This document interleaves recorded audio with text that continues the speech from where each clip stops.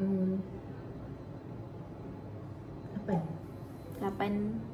saja. 80. 80. Okay. 100%. Malu? 50%. 50%. Mesti tulis apa? Boleh. Marah. Marah? Marah tu saya elak kan supaya tak marah. Maybe marah sikit lah, 20%.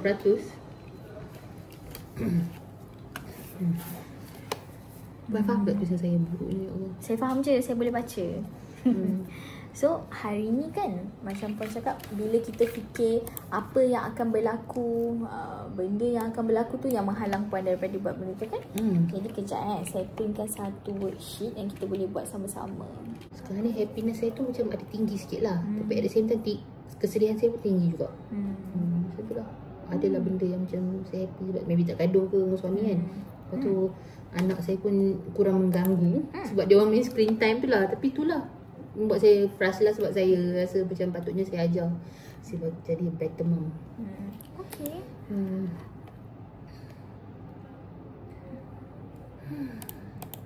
Sementara tunggu kertas ni print kan.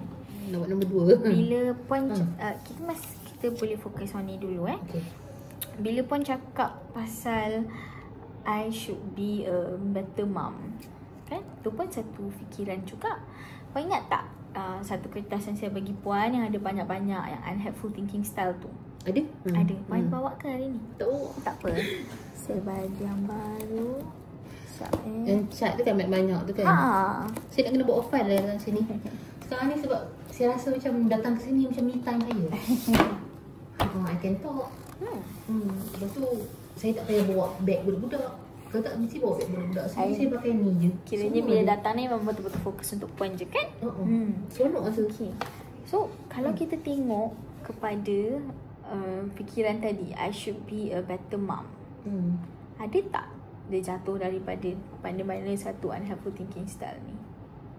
Ni. Kan? Kan? Betul. Kemudian tadi ada fikiran saya rasa saya ajar tak masuk dan sia-sia. Ada? Yang ni. Betul ni.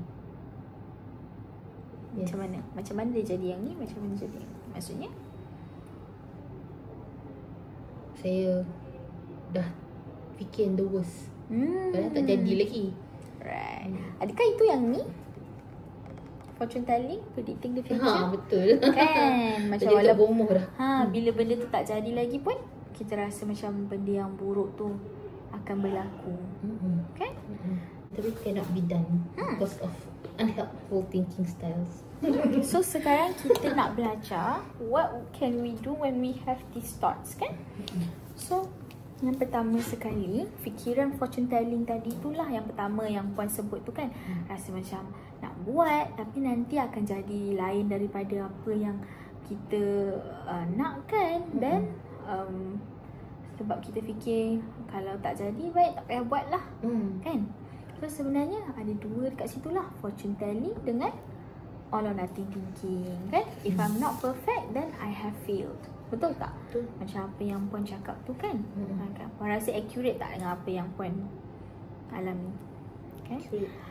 And sometimes bila kita banyak worry, macam Puan cakap kan, sometimes worrying tu buat Puan rasa macam comfort kan. But dia menghalang Puan juga daripada buat apa yang Puan nak sebenarnya. Sebab kebanyakan waktu bila kita risau, inilah dia kata, kalau kita risau, kita mudah untuk bayangkan benda yang paling buruk akan berlaku. Tapi hakikatnya sebenarnya benda-benda yang kita risau ni mungkin jadi, mungkin tak jadi. Okay? So apa yang boleh berlaku sebenarnya berbeza dengan apa yang akan berlaku. Kan? So bila Puan fikirkan pasal nak ajar anak ni kan, itulah situasi dia kan. So boleh tak sama-sama kita tulis kat sini dekat what is something you are worried about? Apa yang Puan risaukan tentang nak ajar anak tu?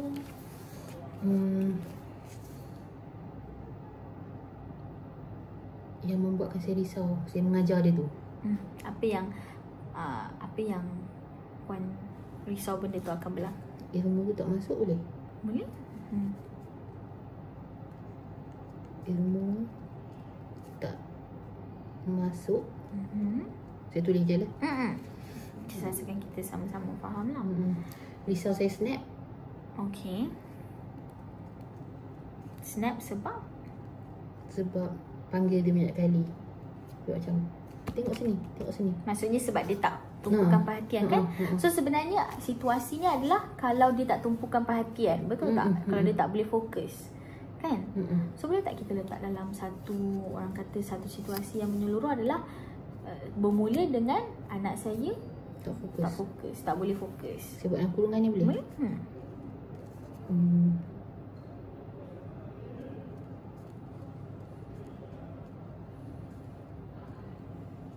Okay. So sebenarnya sekejap kalau anak tak fokus kan, apa yang Puan risau? Puan risau snap. Lagi? Sebab tak sabar Ada apa-apa lagi yang akan berlaku?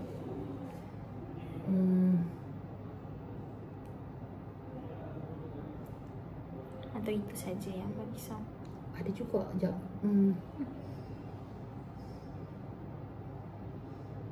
Takut bila dia buat kerja tu, dia buat je sebab dia buat je tapi dia tak fikir.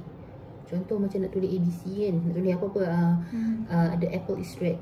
Dia tak boleh nak tulis, dia take time nak tulis satu ayat tu maybe 20 minit. Saya pula tak sabar dan saya pun buatlah tu. Saya tulis kat dia tapi yang nipis-nipis lah supaya dia boleh tiru balik. Sebab saya tapi bila dia buat tu, dia buat je lah. Tapi takut tak masuk otak, takut tak digest juga. Samalah, kembali pada ni lah. Takut sesi tu sebenarnya tak membantu dia pun kan. Saya cuba bantu dia tu tapi sebenarnya backfire. Backfire sebab? Backfire sebab saya suruh dia trace apa saya tulis tu. Jadi dia tulis tu maybe automatic je dia tulis, tak berfikir. Jadi saya pun buat macam ni. The THE the apple kan. APPLE apa? Apple. Kadang-kadang dia diam. Kadang-kadang dia cakap benda lain. IS apa? Tengok saya tu, dia takut salah. Dia nak teka takut salah. Bila saya salah mungkin saya pernah marah dia dulu kan. Sebab dah 10 kali ajar, ke 10-20 kali kot. Betul dia baru macam okay good. Lepas tu RED what? Red. Dia pun cuba sebut. Dia buat je lah. Lepas tu suruh baca yang last kali yang mungkin kena tulis sampai 10.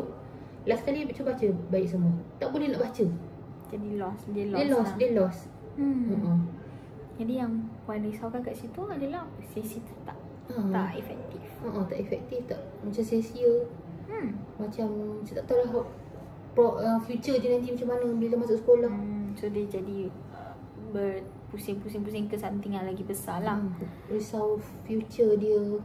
Nanti cikgu aim dia lah sebab tak suka dia ke. Sekarang ni cikgu tak bagi dia duduk sebelah kawan baik dia sebab takut bersembang. Distraction kan. Dia tak nak pergi sekolah. So ada juga worries lain yang macam sebabkan tak